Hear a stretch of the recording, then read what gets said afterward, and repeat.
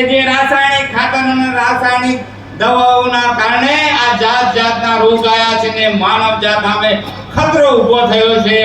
એમાંથી બચાવવા માટે આપણી જવાબદારી છે, આપણી ફરજ છે એક ભારત માતાના સંતાન તરીકે કે આપણે એમાં રાસાયણિક ખાતરો અને રાસાયણિક દવાઓનો ઉપયોગ ન કરી અને પ્રાકૃતિક ખેતી તરફ વળીએ। આ લોક ભાગીદારીથી લોકોને આ વાતમાં જોડવા માટે જન આંદોલન બનાવવા માટેનો આપણો પ્રયત્ન ચાલુ છે અને આગામી સમયની અંદર આપણે બધી જ કામગીરી કરવાના છીએ। આ વિસ્તારમાં જે સરકારી શાળાઓ છે બધી જ શાળાઓ એસઓયુ ની અંદર એનો સમાવેશ થાય અને સરકારી માધ્યમિક હોય કે પ્રાથમિક હોય બધી જ શાળાઓમાં ભૌતિક સુવિધા ઊભી થાય એ માટે આપણે સરકારમાં પ્રયત્ન કરી રહ્યા છીએ। અત્યારે 5 ધોરણ છે અને 120 કરતા જે વધારે બાળકો છે એ બધી જ શાળાઓને સરકારે એસઓયુ ને સમાવી અને એમાં ભૌતિક સુવિધાઓ ઊભી કરવાનો નિર્ણય કર્યો છે। આ વખતના બજેટની અંદર સરકારી માધ્યમિક શાળાઓમાં પણ જે ખૂટે છે એ બધી ભૌતિક સુવિધા આપવાનો સરકારે નિર્ણય કર્યો છે। આપણા વિસ્તારની અંદર આરોગ્યની સુવિધાઓ પેટા આરોગ્ય કેન્દ્ર સરકારના ધારા ધોરણ પ્રમાણે હું પહેલી વખત ધારાસભામાં હતો અને 56 પેટા આરોગ્ય કેન્દ્ર મંજૂર થયા છે। એ લગભગ આપણે ટેન્ડર એના કરાવી દીધા છે। જે ગામોમાં વસ્તીનું ધોરણ સચવાય છે અને પેટા આરોગ્ય કેન્દ્ર નથી ત્યાં નવું ઊભું થાય પણ આપણો પ્રયત્ન ચાલુ છે। પાણી માટે આપણે પૂરો પ્રયત્ન કરી રહ્યા છીએ। જે રસ્તાઓ બાકી છે એ પણ સરકારમાં બેસીને એનું આયોજન થાય આપણે પ્રયત્ન બધો જ કરી રહ્યા છીએ। પણ આ બધું કરવું છે તો પૈસા જોઈશે, ખબર છે? નોણા વગર તો કોઈ કામ થવાનું ઘરે અને નોણા કેના પાસે છે?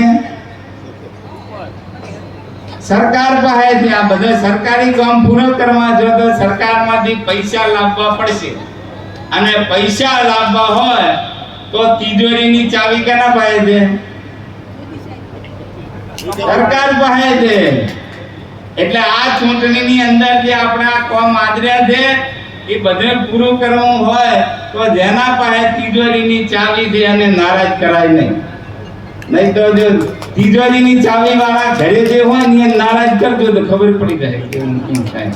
એટલે આ બધા જ કામ પૂરા કરવા માટે થઈ અને સરકાર પક્ષે આ વિસ્તારની જનતા ભાજપ પક્ષે રહી અને નરેન્દ્રભાઈ મોદી સાહેબનો પોતાનો પ્રસંગ છે।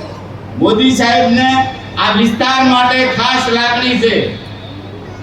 એ લાગણી તમે જોઈ છે કે વિધાનસભાની ચૂંટણી પહેલા અંબાજી આયા હતા સાહેબ અને અંબાજી આયા અમે જિલ્લાના 25 જણા ઉભા હતા એમને આવકારવા માટે મને મળ્યા એટલે ધબ્બો માર્યો તો આજે પણ એ વિડિયો ફરતો હોય છે તમે જોઈ લો। અહીં સનાતન ડેરીના ઉદ્ઘાટનમાં આયા હતા હું હેલિપેડ ઉપર એમને આવકારવા ગયો તો મને મળ્યા તાર મારમાં બહુડું પકડેલું છે।